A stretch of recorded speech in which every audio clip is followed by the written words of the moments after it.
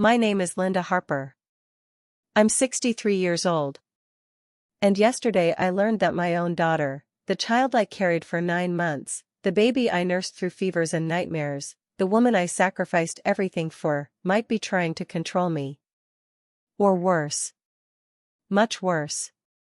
She stopped by 3 days ago, just showed up at my door without calling first, saying she needed to check my old truck to make sure it was safe. Safe. That word keeps echoing in my mind now, twisting into something dark and sinister. Safe for who, exactly? Safe for what purpose? But when I crawled under that truck later that night, my knee scraping against the cold concrete of my garage floor, my flashlight shaking in my trembling hands, I found something that made my blood run cold. A GPS tracker. Hidden on the frame. Deliberately placed. Carefully concealed. Someone had been under my truck with tools and intent, attaching this device to follow my every movement. Instead of asking her why she'd planted it there, instead of confronting her immediately like maybe I should have, I quietly took it off. My fingers were shaking so badly I could barely grip the screwdriver. I documented it with my phone. I wiped off any prints. I put it in a padded envelope with bubble wrap and packing tape, and I mailed it to Dubai. An old friend at the post office helped me, no questions asked, though I could see the concern in her eyes. 24 hours later, my phone rang. It was my daughter. And what I heard on the other end of that line, the panic in her voice, the frantic questioning, the barely concealed terror, it chilled me to my very bones. It confirmed every dark suspicion that had been crawling through my mind since I'd found that device. Before I tell you the rest of this true story, please like this video, subscribe, and comment where you're watching from. It helps these stories reach the people who need them most. Because what happened to me could happen to anyone. And I need you to hear this. I need the world to know what elder abuse really looks like when it comes from the people you love most. Let me take you back to the beginning. Let me tell you about my life before everything shattered. I'm a retired widow. My husband Tom died 4 years ago from a sudden heart attack. One moment he was laughing at the dinner table, the next he was gone. Just like that. The doctors said it was quick, that he didn't suffer. But I suffered. God, did I suffer? I still do, every single day when I wake up and reach across the bed to find his side cold and empty. After Tom died, I threw myself into keeping our life together intact. This house, these walls, they're filled with 40 years of memories. The kitchen where we cooked Sunday dinners. The living room where we watched our daughter take her first steps. The garage where Tom taught her how to change a tire. Every corner holds a piece of him, and I wasn't about to let go of that. I kept his old truck running. A 1998 Ford F-150, forest green, with a dent in the passenger door from when he backed into a mailbox 15 years ago. He loved that truck. Called it his reliable beast. After he died, I learned to maintain it myself. Oil changes, tire rotations, checking the brake fluid. I watched YouTube videos. I read manuals. I refused to be helpless. Tom would have been proud of me for that, I think. I hope so. My daughter Sarah is 38 years old. She's my only child. We had trouble conceiving, you see. Years of trying, of hoping, of praying. When Sarah finally came, she was our miracle. Our everything. I poured every ounce of love I had into raising her. Maybe too much love. Maybe I spoiled her. Maybe I should have been harder on her, taught her that the world doesn't revolve around her wants and needs. Our relationship has always been complicated. She was a difficult teenager, rebellious and angry. She blamed me for things I couldn't control, her father's long work hours, our modest income, the fact that we couldn't afford the expensive college she wanted. She moved out at 19 and barely spoke to us for years. It broke my heart into 1,000 pieces. Tom tried to hide how much it hurt him, but I could see it in his eyes every time her birthday passed without a call. But after Tom died, Sarah came back into my life. She started calling more. Visiting. Asking how I was doing. At first, I was grateful. I thought grief had brought us back together, that she'd finally realized how precious family is, how quickly we can lose the people we love. I thought maybe, finally, we were healing. But looking back now, with the sick clarity that comes from betrayal, I can see it wasn't concern that brought her back. It was something else entirely. Something calculated. Something cold. She started being what she called helpful. Overly helpful. Suspiciously helpful. She'd show up unannounced to check on me. She'd ask about my finances, about Tom's life insurance, about the house deed. She'd volunteer to help me with my computer, saying technology was confusing for someone my age. That phrase always stung. Someone my age. As if 63 meant I was incompetent, incapable, ready to be managed like a child. She'd bring her boyfriend around sometimes. Mark. A man in his mid-40s with cold eyes and a smile that never quite reached them. He'd stand in my living room, his gaze moving over our furniture, our belongings, like he was taking inventory. Calculating value. I never liked him. Never trusted him. But Sarah seemed devoted to him in a way that worried me. Desperate, almost. I live alone in this 3-bedroom house in a quiet suburb. My nearest neighbor is Mrs. Kiki, an elderly Korean woman who waves from her garden but doesn't speak much English. On the other side is a young couple who work long hours and keep to themselves. I'm isolated here, really. No family nearby except Sarah. My sister lives 3 states away. My few close friends have either moved to be near their children or passed away. Tom's death showed me just how alone I really am in this world. The vulnerability of it terrifies me sometimes. Late at night, when the house creaks and settles, when shadows move across the walls, I feel it, that deep, primal fear of being old and alone and defenseless. And people like my daughter, people with bad intentions, they can smell that fear. They can sense vulnerability like sharks sense blood in water. 3 days ago, everything changed. It was a Tuesday afternoon. I was in the kitchen making myself a sandwich, turkey and Swiss on wheat bread, the same lunch I've made 1,000 times, when I heard a car pull into my driveway. I looked out the window and saw Sarah's silver Honda. She got out quickly, glancing around the neighborhood before walking to my door. Something about the way she moved set off alarm bells in my mind, but I pushed them down. I told myself I was being paranoid, that I was lonely and desperate for my daughter's company, that I should be grateful she was visiting. I opened the door before she could knock. She looked startled to see me standing there. "Mom," she said, forcing a smile that didn't reach her eyes. "I was just in the neighborhood and thought I'd stop by." Just in the neighborhood. I live 23 miles from where she works and 15 miles from her apartment. There's nothing in my neighborhood worth being just passing through for. But I didn't challenge her. I never challenge her. I'm too afraid of pushing her away again, of losing what little relationship we have left. "Come in, sweetheart," I said, stepping aside. I was just making lunch. "Are you hungry?"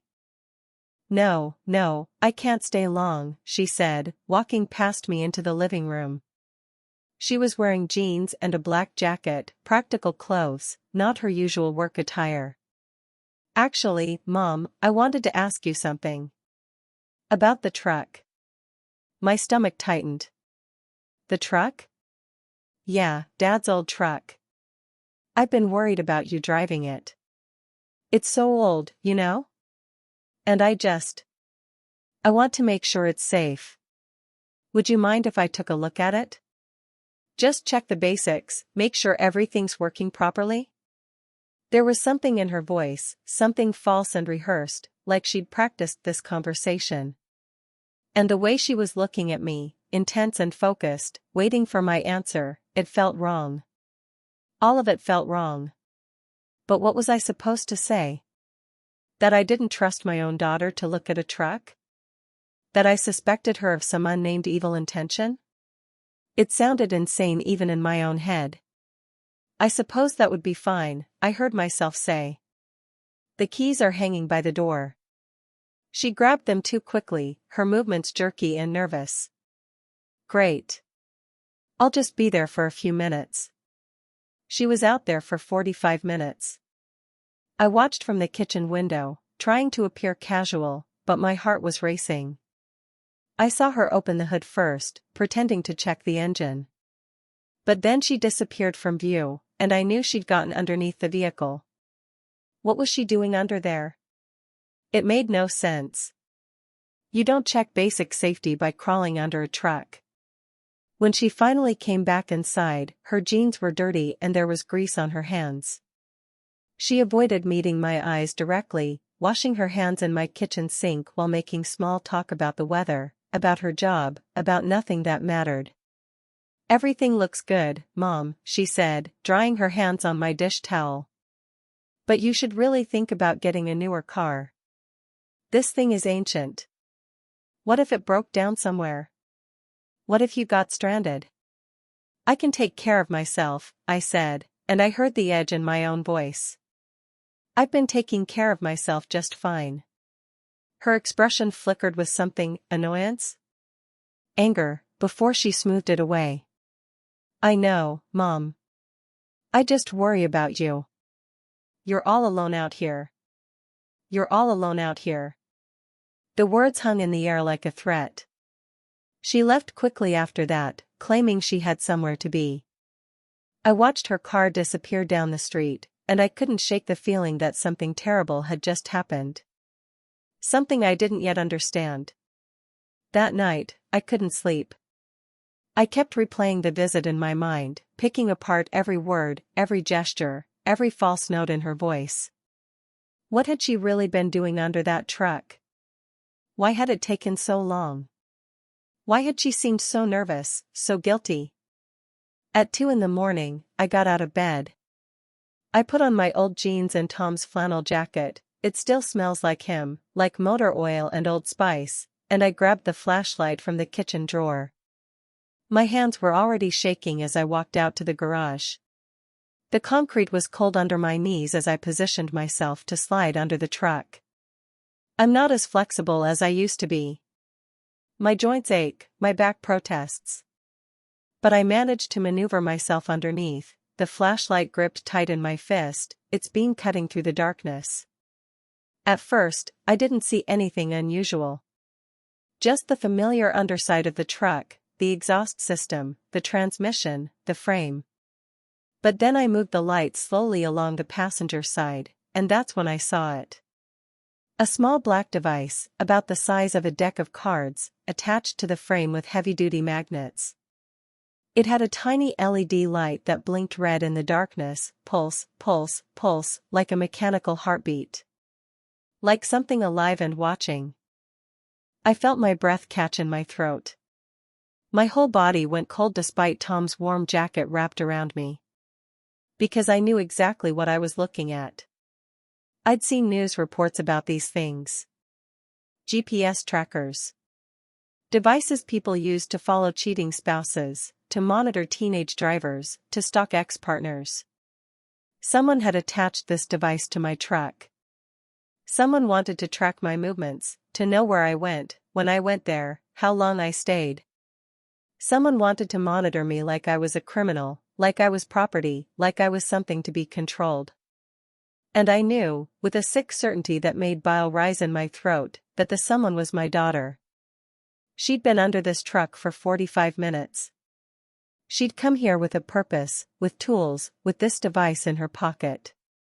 She'd looked me in the eye and lied to my face about checking the truck's safety while she was actually ensuring I had no safety at all, no privacy, no freedom. I lay there under that truck for I don't know how long, my mind racing, my heart pounding so hard I could hear it in my ears. Part of me wanted to march straight to her apartment and scream at her, demand answers, force her to explain herself.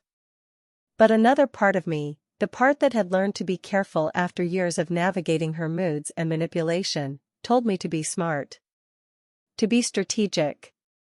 To gather information before revealing what I knew. I reached up with trembling fingers and carefully removed the device from the frame. It came away easily, just strong magnets, no wires, no complexity. I held it in my palm, this small black box that represented such enormous betrayal, and I felt tears streaming down my face. Hot, angry tears that blurred my vision and made my throat ache. How could she do this to me? How could my own child, the baby I'd rocked to sleep 1,000 nights, the little girl I'd protected from every hurt and fear, how could she violate me like this? I crawled out from under the truck, my whole body shaking now, and I went back inside. I didn't turn on the lights. I sat at my kitchen table in the darkness, that device in front of me, its little red light still blinking like an accusation. What was I supposed to do? Confront her? Call the police? Pretend I'd never found it? Every option felt impossible, each one leading to outcomes I couldn't bear to imagine. And then, as dawn started to break through my kitchen window, casting pale gray light across the table, I had an idea. A wild, probably crazy idea.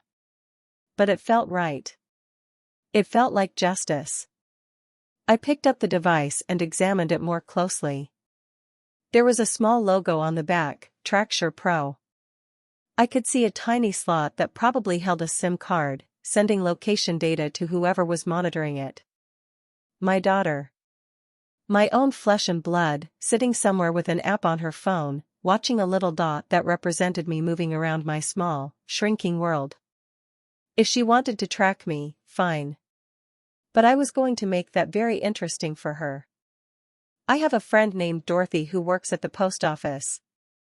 We've known each other for 20 years, served on the PTA together back when our kids were in school, attended the same church before I stopped going after Tom died. Dorothy is discreet, trustworthy, and she knows how to get packages to places quickly and quietly. I documented everything first.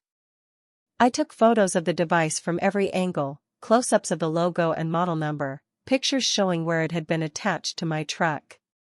I took screenshots of the time and date on my phone.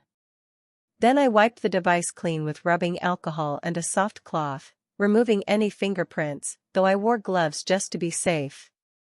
I found a small padded envelope, the kind used for shipping fragile items, and I carefully placed the tracker inside with bubble wrap. I addressed it to a hotel in Dubai, a random luxury hotel I'd seen in a travel magazine. I didn't put a return address. I paid in cash. Dorothy raised her eyebrows when she saw the destination. Dubai, Linda? Taking up international correspondence? Something like that, I said, managing a smile despite the pain crushing my chest. Can you make sure this gets there as fast as possible? It's time sensitive. She nodded slowly, her eyes full of questions she was kind enough not to ask. Express International. It'll be there in 2 days, maybe less. You okay, hon? You look like you haven't slept. I'm fine, I lied. Just dealing with some family stuff. If you need anything, she said, squeezing my hand, you call me. Day or night. Promise? I promised, though I knew I wouldn't call. This was my burden to bear, my family shame to manage alone. For the next 24 hours, I went about my normal routine, trying to act natural even though nothing felt natural anymore. I went to the grocery store. I stopped at the pharmacy for my blood pressure medication, ironic, given how high my blood pressure must have been. I even drove to the library and browsed through the mystery section, wondering if my own life had become some kind of dark thriller I couldn't escape from. The whole time, I kept my phone close, waiting. Anticipating. Knowing that eventually, that tracker would arrive in Dubai, would start sending location data from halfway across the world, and my daughter would see it and panic. She'd have to reveal herself then. She'd have to show her hand. The call came at 3:17 p.m. the next day. I was sitting in my living room, pretending to watch television but really just staring at the screen, seeing nothing. When my phone rang and Sarah's name appeared, my whole body went rigid. I let it ring 3 times before answering. "Hello? Mom?" Her voice was high-pitched, frantic, barely controlled. "Mom, where are you?" "I'm home, sweetheart. Where else would I be?" "Are you sure? Are you really at home right now?" There was something desperate in her voice, something afraid. Good. Let her be afraid. Let her feel a fraction of the terror she'd inflicted on me. "Of course I'm home. Why are you asking such strange questions?" She paused, and I could hear her breathing heavily, and could practically hear her mind racing for an explanation. I was worried about you. I tried to stop by earlier and you weren't there." Liar. I'd been home all day. She hadn't stopped by. She was tracking me through that device, watching my location on her phone, and now that location was showing somewhere impossible, somewhere that made no sense, and she was losing her mind trying to figure out what had happened. "I'm fine, Sarah. But you sound upset. What's really going on?"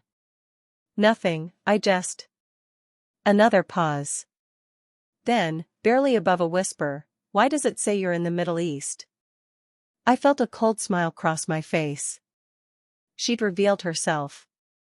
She'd admitted to tracking me without realizing what she'd just confessed. "I'm sorry?" I said, playing confused. "Why does what say I'm in the Middle East? What are you talking about?" I heard her sharp intake of breath, the realization that she'd said too much. "Never mind. I'm confused. Must be my phone acting up." But I could hear something else now. A voice in the background. Male. Agitated. Saying something I couldn't quite make out but sounded like, "Where the hell is it? How did it end up there? Who's with you?" I asked. "No one. I have to go, Mom. I'll call you later." She hung up abruptly, and I sat there holding my phone, my hand shaking so badly the device nearly slipped from my grasp. She'd been tracking me. She'd just admitted it, essentially confirming every dark suspicion.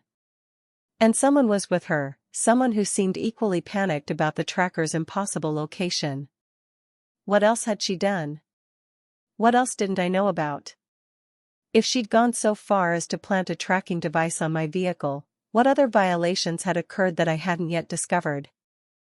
I spent the next hour tearing apart my life, searching for other signs of intrusion, other evidence of betrayal. I started with my computer, the laptop I used for email and paying bills online. Tom had set it up for me years ago, had patiently taught me how to use it, and how to stay safe online. But now I looked at it with suspicious eyes, wondering what secrets it might be hiding. I opened the system preferences, clicked through to see what programs were running. And there, buried in the list of background applications, I found something called Remote View Pro. I'd never installed that. I'd never even heard of it. But it was there, actively running, its little icon showing it was connected to an external user. My stomach dropped. I clicked on it, trying to understand what I was seeing. The program allowed someone to remotely access my computer, to see my screen, to control my mouse and keyboard as if they were sitting right here in my house. They could read my emails, view my banking information, see every website I visited, every document I opened, every password I typed. How long had this been installed? Weeks? Months? Since Sarah had helped me with that virus she said my computer had? She'd taken my laptop home with her, claiming she needed to run special software to clean it. When she'd returned it 2 days later, she'd seemed pleased with herself, proud even. She hadn't been removing a virus. She'd been installing surveillance. I felt violated in a way I'd never experienced before. It was like discovering someone had been hiding in my closet for months, watching me undress, watching me sleep, watching my most private moments. Every email I'd sent to my sister about feeling lonely, about worrying I was becoming a burden. Every time I'd checked my bank balance, calculated how much money I had left, wondered how long I could afford to keep this house. She'd seen it all. But why? What was she looking for? What was she planning? I opened my banking website and logged in, my fingers clumsy on the keyboard. Everything looked normal at first: my checking account, my savings, the account where Tom's life insurance money still sat, mostly untouched. But then I noticed something odd. 3 weeks ago, there had been a request to add an authorized user to my accounts. The request had been approved. The authorized user was Sarah. I hadn't approved that. I'd never received any paperwork about it, never signed any forms. But according to the bank's records, I had. The signature looked like mine, close enough that a bank teller might not question it. But I could see the subtle differences, the way the L curved slightly wrong, the way that it didn't have my characteristic loop. Someone had forged my signature. Sarah, most likely, using that remote access to gather samples of how I signed documents, then practicing until she could replicate it well enough to fool a bank employee. She now had full access to my accounts. She could transfer money, make withdrawals, potentially drain everything I had without me knowing until it was too late. The room started spinning. I gripped the edge of my desk to steady myself, fighting the nausea rising in my throat. This wasn't just tracking. This wasn't just surveillance. This was financial abuse. This was theft. This was someone systematically positioning themselves to take everything from me. My own daughter. The child I'd sacrificed everything for. I needed help. I needed someone who understood these things, who could tell me what to do, how to protect myself. But who? I didn't have many people left in my life, and the ones I did have seemed so far away, unreachable. Then I remembered Jake. Jake Morrison, Tom's old friend from the police force. He'd retired 5 years ago, moved to a small place about an hour from here. He'd come to Tom's funeral, had hugged me and told me to call if I ever needed anything. At the time, I thought it was just something people say, empty words meant to comfort. But maybe he'd meant it. I found his number in my old address book, the physical kind, with actual paper pages, because I'm from a generation that doesn't trust everything to digital storage. My hands were still shaking as I dialed. He answered on the second ring. Linda? Linda Harper? Hi, Jake. I'm sorry to bother you, but I need help. Something's wrong, and I don't know who else to call. What's going on? Are you safe? Are you hurt? His immediate concern, his protective instinct, broke something open inside me. Tears started flowing again, hot and fast, and suddenly I was sobbing into the phone, trying to explain about the tracker, about the surveillance software, about the forged signatures and the authorized access to my accounts. Slow down, he said gently. Take a breath. I'm coming over there right now. Don't do anything, don't talk to anyone, especially not Sarah. Just lock your doors and wait for me. I'll be there in 45 minutes. He arrived in 37 minutes.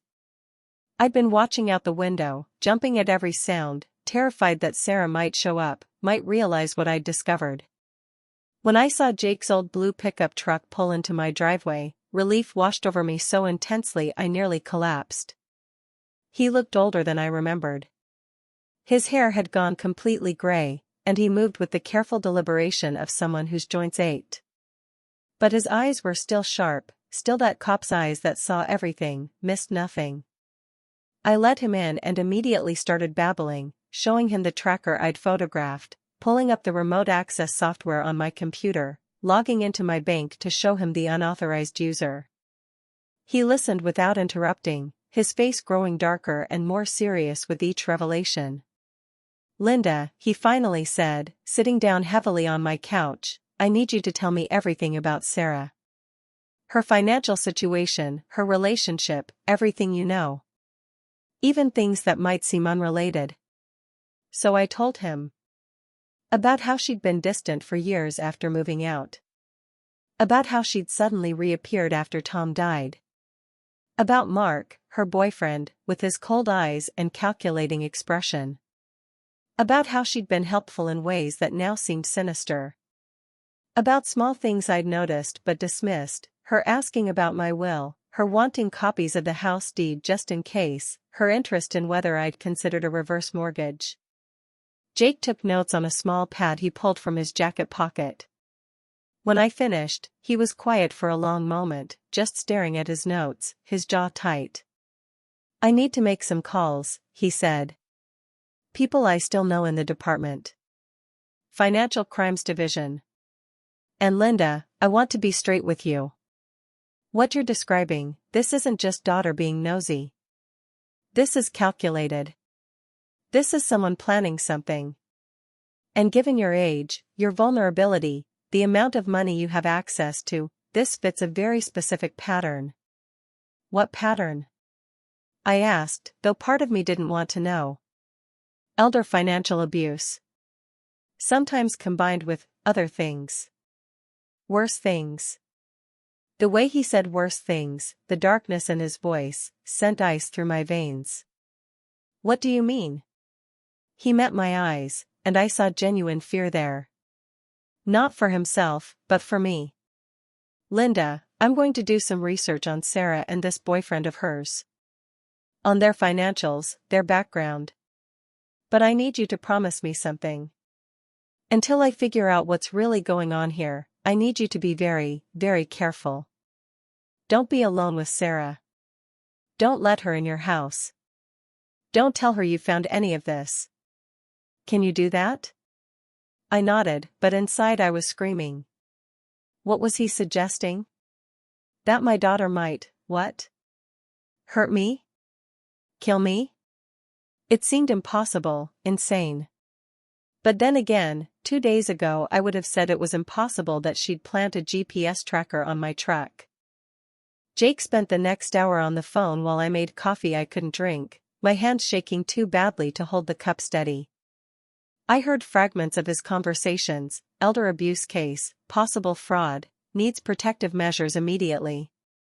Each phrase hammered another nail into the coffin of my relationship with my daughter, made it more real, more terrifying. When he finally hung up, his expression was grim. I have a friend running Sarah's background right now. Should have results in a couple hours. In the meantime, I want you to think about staying somewhere else. A hotel, maybe, or... No. The word came out sharper than I intended. This is my home. Tom's home. I'm not being driven out of it. Linda. No, Jake. I appreciate everything you're doing, I really do. But I'm not running away. Not yet.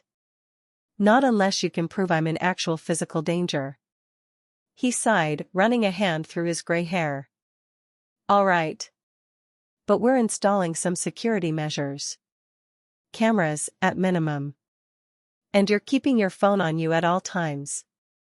And if Sarah shows up, you call me immediately. Deal? Deal. He left to get security equipment, telling me he'd be back within 2 hours. I sat in my empty house, the silence pressing in around me, and I thought about my life.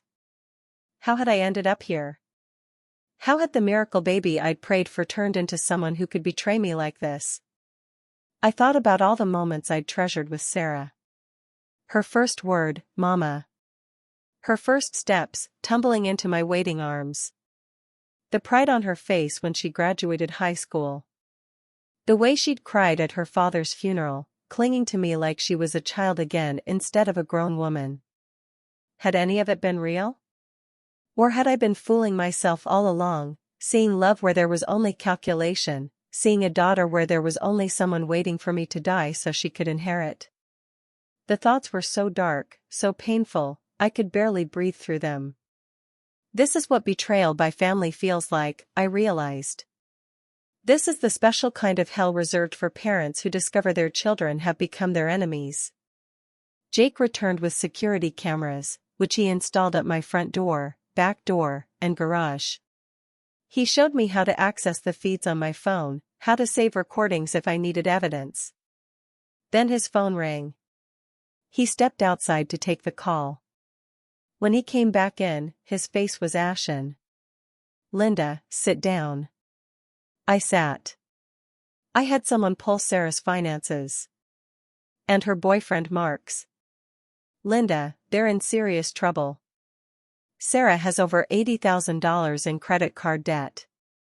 Mark has even more. They borrowed money from some bad people, like really bad people. A loan shark operation connected to international organized crime." My hand went to my mouth. Oh my God. It gets worse. The money was due 2 weeks ago. They're being threatened. And according to some communications my contact was able to intercept, they've been told that if they can't pay, they need to find another way to make the debt disappear. People in their situation sometimes resort to desperate measures. What kind of measures? But I already knew. I could see it in his eyes. "Linda, your life insurance and estate are worth approximately $847,000. Between the house, Tom's insurance policy, your savings, and retirement accounts. If you were to die, and if Sarah is your primary beneficiary, all of that money would go to her.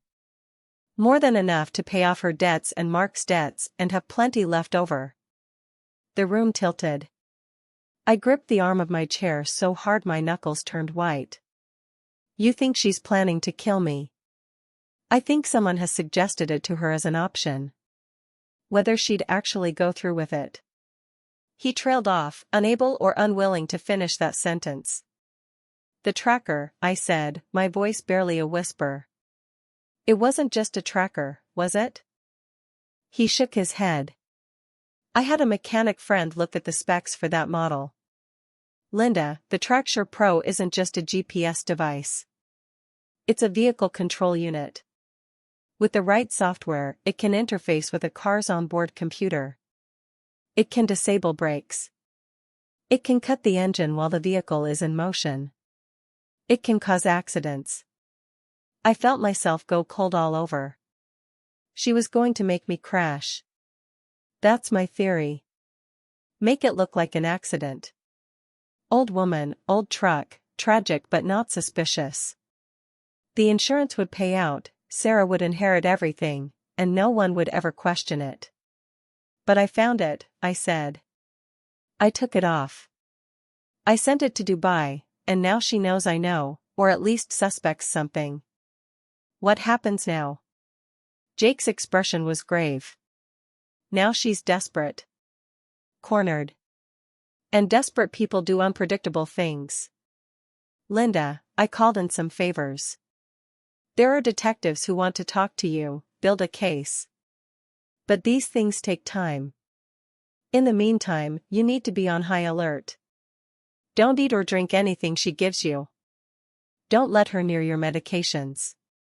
Don't." His phone rang again. He glanced at the screen, frowned. "I need to take this." He stepped into my kitchen, and I could hear his voice, low and urgent. "Are you sure?" "When?" "Jesus." "Okay. Yeah, I'm with her now. I'll tell her." When he came back, he looked even more worried. "That was financial crimes. They pulled some records. Sarah filed paperwork with her insurance company 2 months ago. She took out a life insurance policy on you. $500,000. She's the sole beneficiary." I couldn't breathe. Literally could not draw air into my lungs. My own daughter had taken out a life insurance policy on my life. She'd been planning this for at least 2 months. This wasn't a desperate last-minute decision. This was calculated, premeditated, cold-blooded. "There's more," Jake continued, his voice gentle but firm. They also found evidence that she's been trying to get power of attorney over your affairs. She submitted paperwork to a lawyer claiming you have early-stage dementia and are no longer competent to manage your own finances. The lawyer hasn't processed it yet. They wanted to meet with you first to verify, but if it had gone through, she'd control everything, I finished. My money, my house, my medical decisions. She could put me in a facility against my will. She could isolate me completely. Yes. I stood up, started pacing, my mind racing. Every interaction with Sarah over the past few months was replaying in my head, but now with this new, horrible context. The times she'd suggested I seemed confused.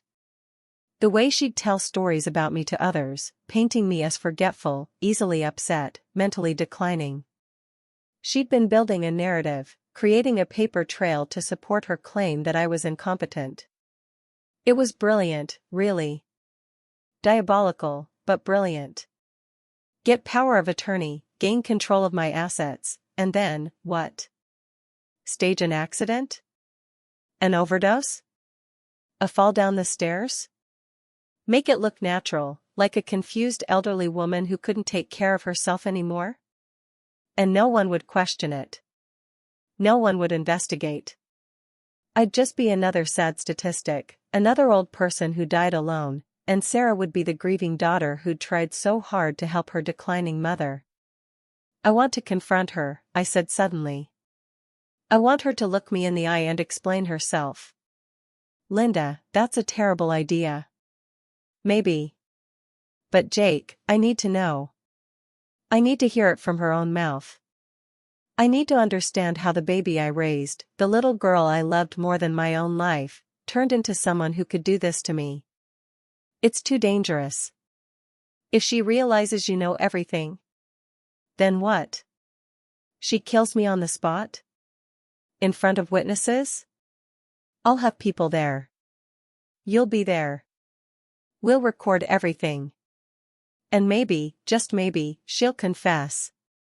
Maybe we can get her to admit what she's done, and then you can arrest her, and this nightmare can be over.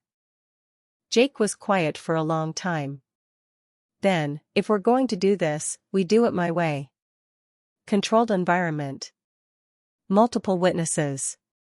Recording equipment. At the first sign of danger, it's over. Understood? Understood. We spent the next few hours planning.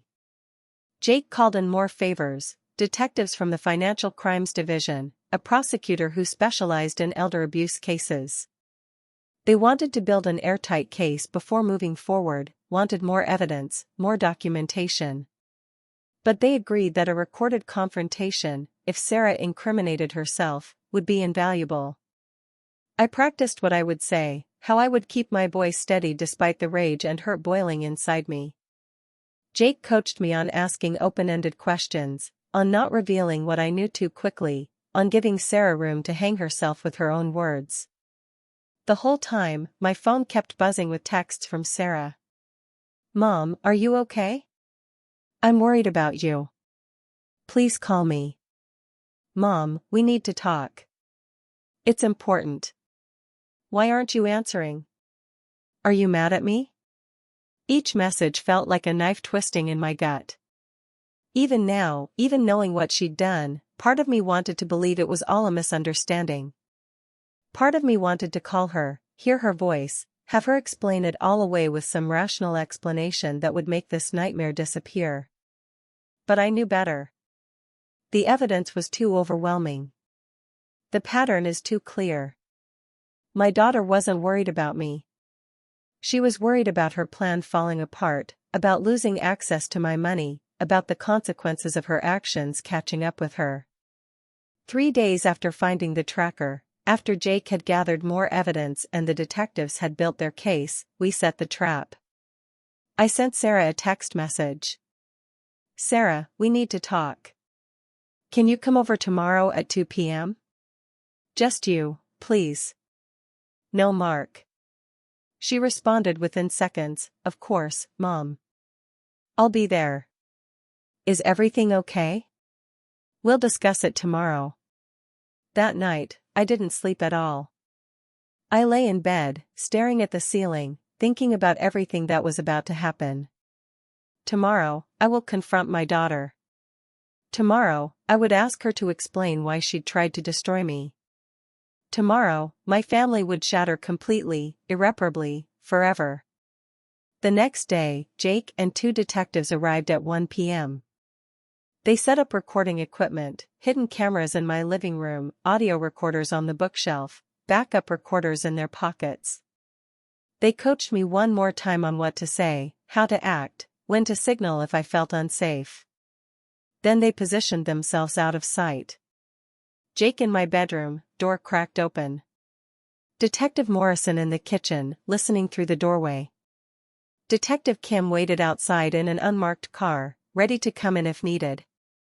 At exactly 2 p.m., Sarah's car pulled into my driveway. I watched from the window as she got out, and I barely recognized her. She looked terrible, dark circles under her eyes, hair unwashed, clothes wrinkled.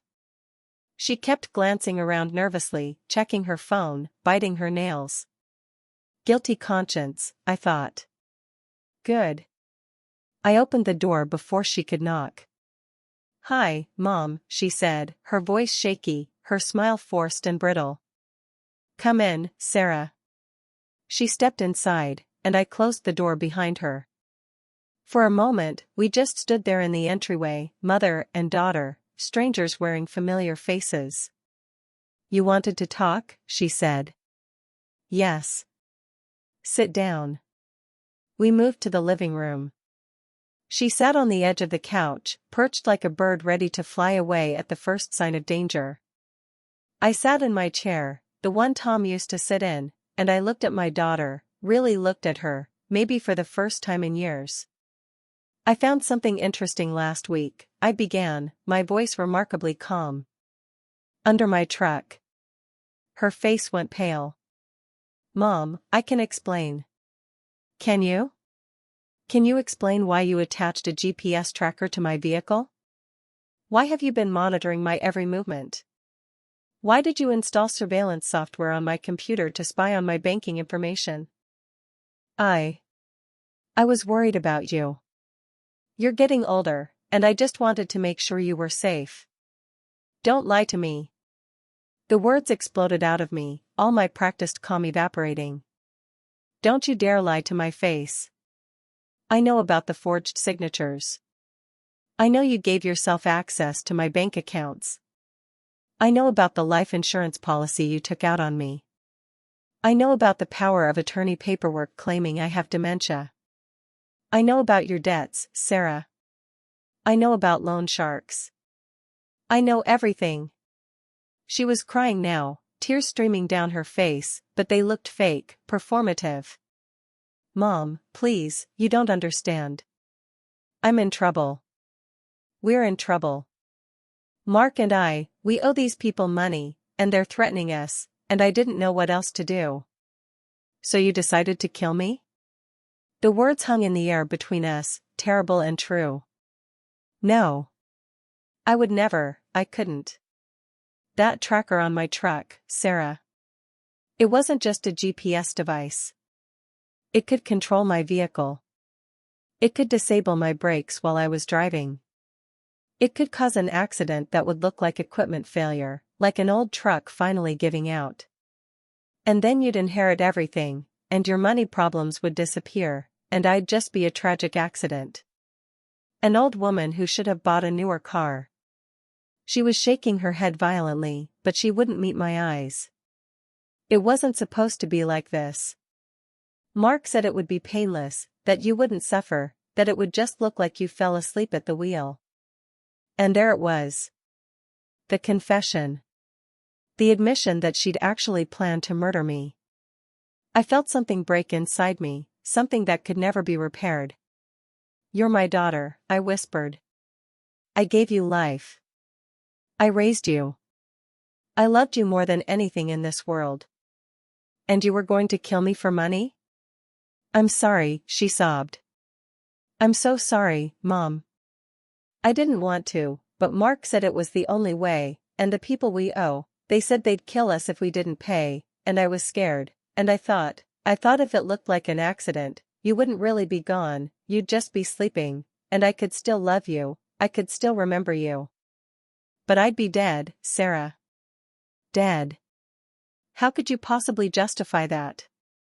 Before she could answer, Jake emerged from the bedroom, followed by Detective Morrison from the kitchen. Sarah's eyes went wide with panic and terror.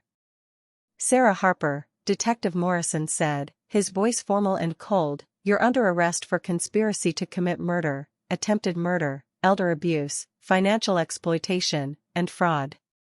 She tried to run. Actually bolted for the door like a cornered animal. But Jake was faster, despite his age, blocking her path. Detective Kim came through the front door, and between the three of them, they had her in handcuffs within seconds. She was screaming now, really screaming. Mom. Mom, please. Don't let them take me. I'm your daughter. You have to help me. Mom. I just sat there in Tom's chair, watching my daughter being arrested, watching her being read her rights, watching her being led out of my house in handcuffs. Our eyes met one last time as they took her out the door. There was no love in her gaze. Only rage. Only hatred that I'd ruined her plan, that I'd chosen my own survival over her needs, that I'd dared to protect myself from her.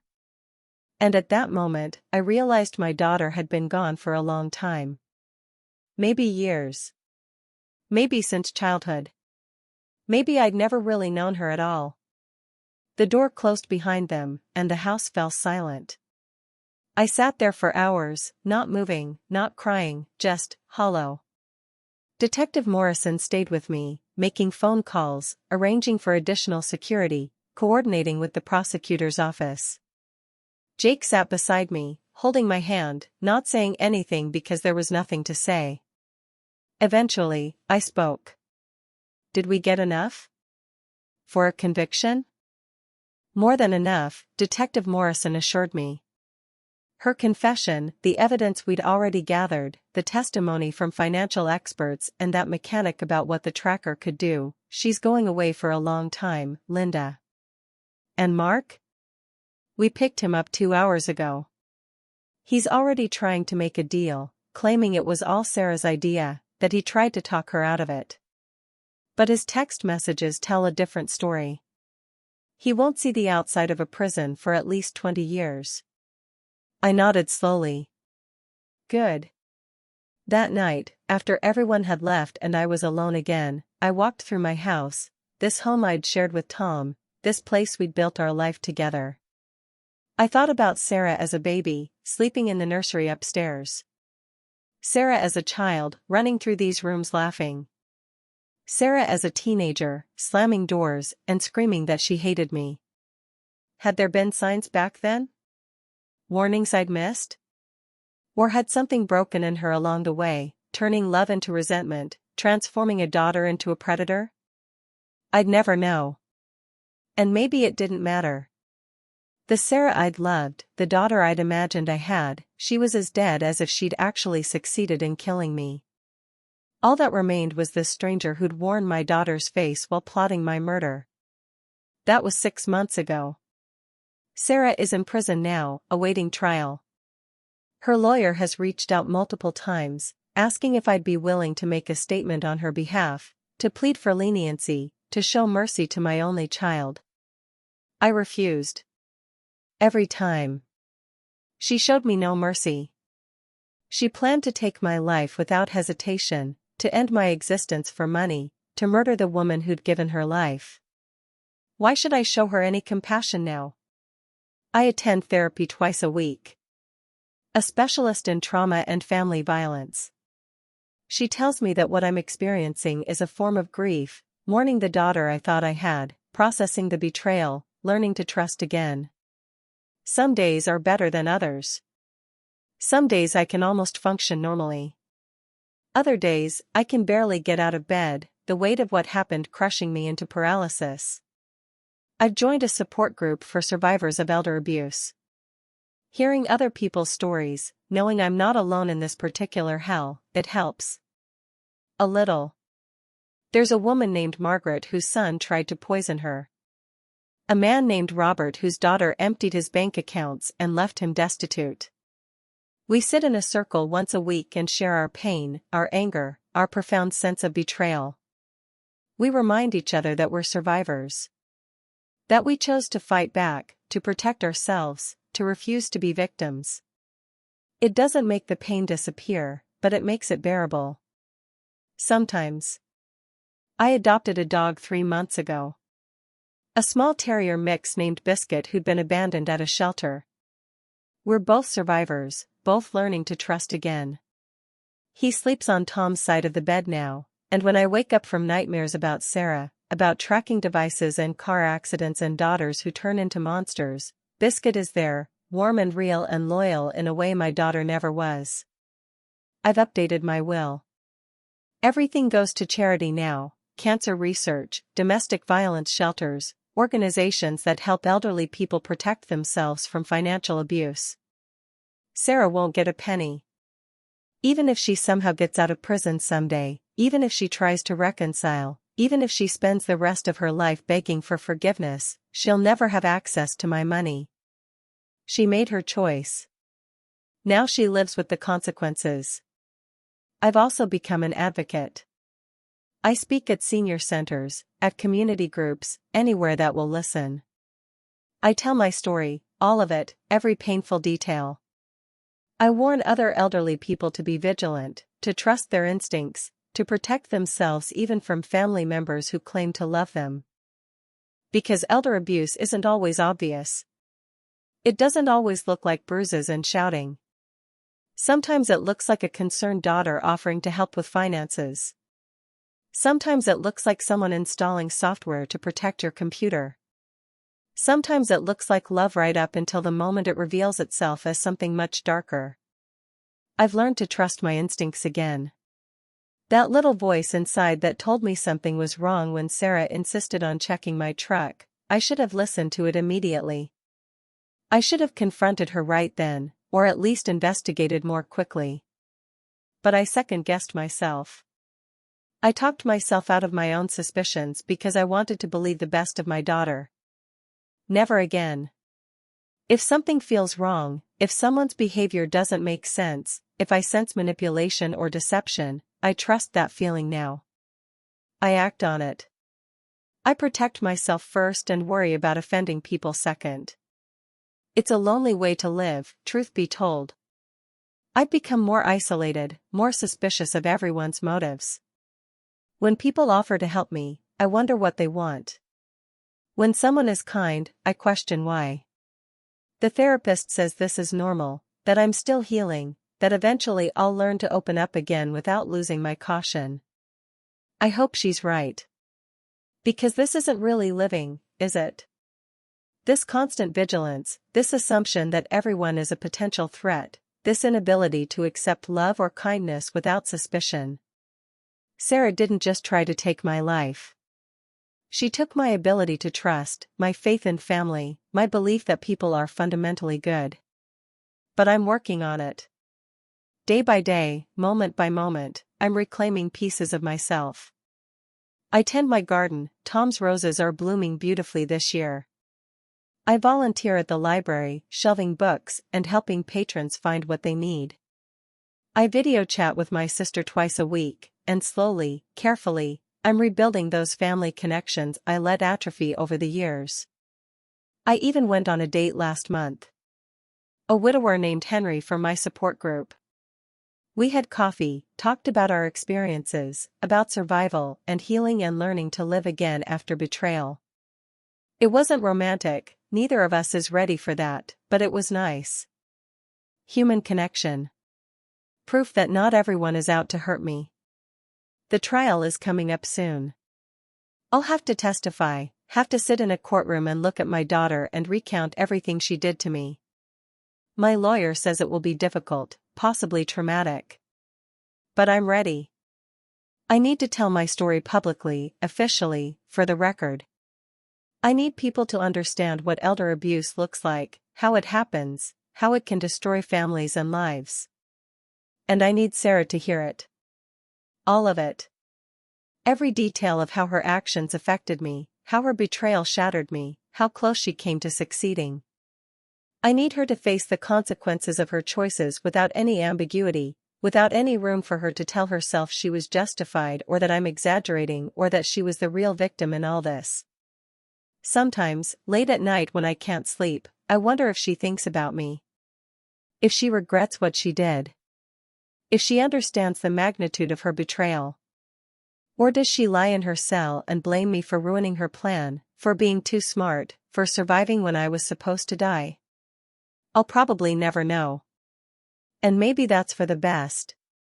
What I do know is this: I survived.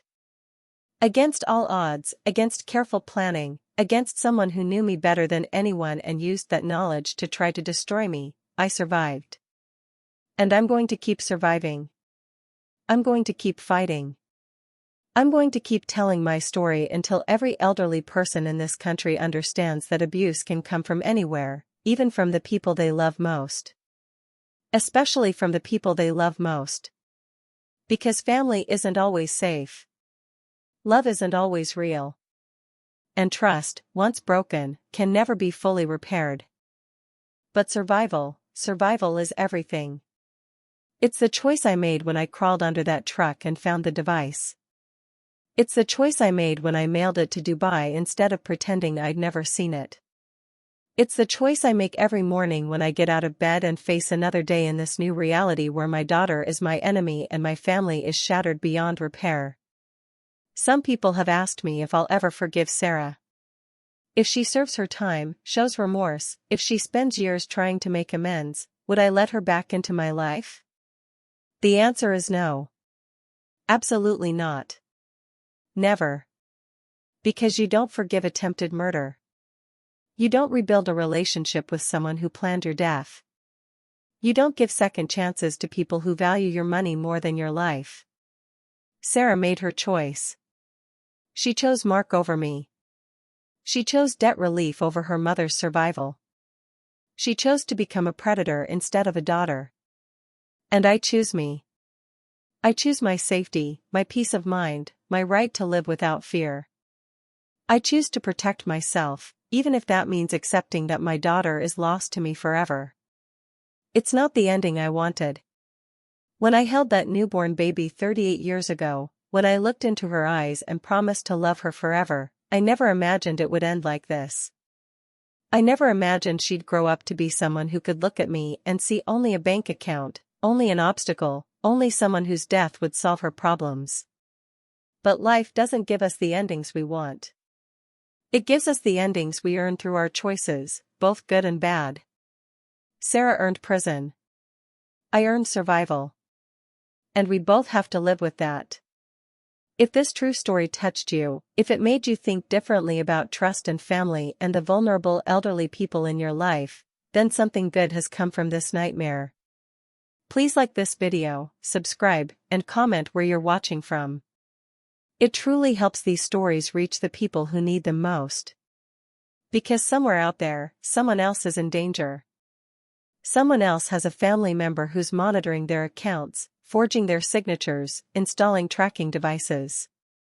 Someone else is being slowly, methodically victimized by the people who are supposed to love them. And maybe, just maybe, hearing my story will give them the courage to investigate. To trust their instincts. To protect themselves before it's too late. That's my purpose now. That's what I built from the ashes of my destroyed family. If I can save even one person from what I went through, if I can prevent even one elderly person from being murdered by their own child, then maybe Tom's death and Sarah's betrayal and all this pain will mean something. Love your children. Support them. Help them when they stumble. But protect yourself from their mistakes. Protect yourself from their desperation. And if they ever show signs of viewing you as a resource instead of a person, as a problem instead of a parent, run. Run fast and don't look back. Because I didn't run fast enough. I saw the signs and ignored them. I felt the wrongness and dismissed it. I loved my daughter so much that I was blind to the monster she'd become. Don't make my mistake. Trust yourself. Document everything. Ask questions. Verify information. Keep your finances private. Maintain boundaries even with family, especially with family. And if someone plants a tracking device on your vehicle, if someone installs spyware on your computer, if someone forges your signature or takes out insurance policies on your life without your knowledge, act immediately. Call the police. Call a lawyer. Call someone who can help you because you cannot handle this alone. I almost died because I wanted to give my daughter the benefit of the doubt. I almost became a statistic because I couldn't believe my own child was capable of such evil. I almost lost everything because love made me stupid and blind and vulnerable. But I got lucky. I found the tracker in time. I had Jake to help me. I had detectives who took me seriously and built a case quickly. Not everyone is that fortunate. Not everyone survives. So be vigilant. Be suspicious. Be protective of yourself even when it feels cold or paranoid or wrong.